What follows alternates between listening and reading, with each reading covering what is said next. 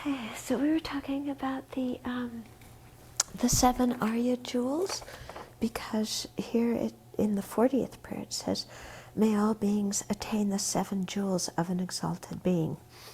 Okay, this is the prayer of the Bodhisattvas when seeing someone engaged in business. Okay, so you're getting not material jewels, but spiritual jewels, which are faith, ethical conduct, learning, generosity, personal integrity, consideration for others, and discriminating wisdom. Okay, so we were talking about faith, the first one, and there's 3 kinds of faith. Okay, in the general description. So the first kind of faith is called clear faith or lucid faith, and this is the kind of faith that sees the qualities of, for example, the 3 jewels. Okay, so it's able to see the qualities and understand them and appreciate them. Okay, the second kind of faith is aspiring faith, and this one builds on seeing the qualities of the 3 jewels and aspires to attain them. Or it sees the qualities of, let's say, samadhi, and, has it. Remember in the, when it talks about the 5 faults of samadhi and the 8 antidotes, or the 5 faults that interfere with, gaining serenity, and the 8 antidotes, the first of the 8 antidotes is faith. Okay? So this is the faith that, sees the qualities or the benefits of gaining samadhi and aspires to gain them. Well, actually, the second of the 8 antidotes is aspiration. So you see how they kind of fit together, but it's an aspiring faith. It sees the qualities and wants to attain it. Then the third kind of faith is called convinced faith or convictional faith. It's kind of convictional is an odd translation, but it's the kind of faith that comes around through understanding, through learning.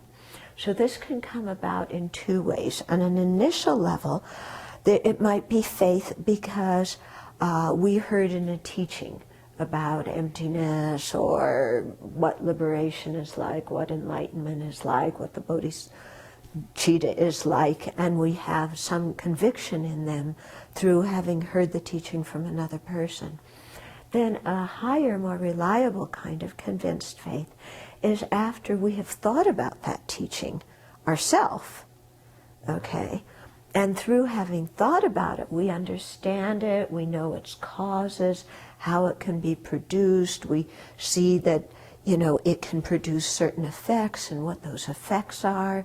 And so through actually understanding what the 3 jewels are, what samadhi is, or whatever it is, then we have convinced faith. And so this faith is really much more stable because it's based on investigation and understanding. Okay? So you'll see that sometimes, at the beginning we don't know much, so we kind of learn and have some kind of faith just by believing and seeing the qualities somewhat. But then that faith isn't so stable because somebody else comes and talks about the guys from outer space who have even better qualities, and they're certain to appear to you and take you in their spaceship to the Pure Land. And wow, it sounds good, and it's much easier than this 3 countless great eons business. And so, our faith shifts. Yeah. Or Geshe-Sona mentioned, when we were studying Madhyamaka, we would study different of the non-Buddhist views. And we would say to him, why are we refuting these? Because who would believe this stuff anyway? The views seem so weird to us. But he said, look, these views are not believed in by people who are idiots. They're views that, they worked out by some kind of logical reasoning that was not correct logic, but, some kind of reasoning, some kind of logic, or through some kind of meditation experience that, again, wasn't correct meditation experience, but, You know, they had it. And he said, if you met one of these teachers and they taught you this, you would believe it. You know, you're not as smart as you think you are. He didn't say that last part, but that's what it kind of did to our arrogance. In other words, if we haven't investigated something thoroughly, yeah, so that we really understand it, if somebody who's very articulate comes along in another system and explains their philosophy, you know, well, that sounds pretty good, you know, and we switch over.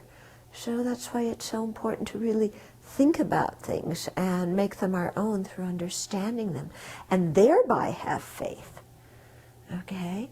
And so here, when we have that kind of faith, then faith and wisdom really complement each other. Okay? Because like I said before, when we started talking about faith, faith makes our mind kind of soft and receptive.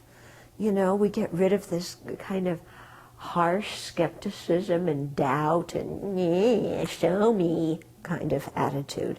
So faith, it makes the mind more receptive. So that facilitates wisdom in the sense that we're better able to hear, and then after we hear, we think about and, you know, gain some understanding of it.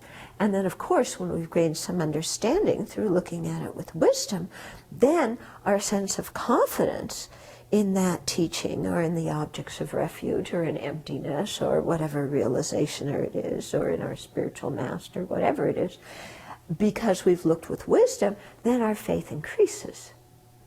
Okay? So you see that faith and wisdom from a Buddhist perspective are not contradictory things.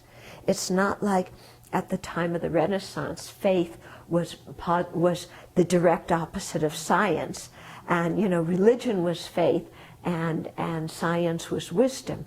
But Buddhism doesn't see things like that. Here, you know, Buddhism contains both faith and wisdom, and they mutually enhance each other. Okay, so that's important to understand.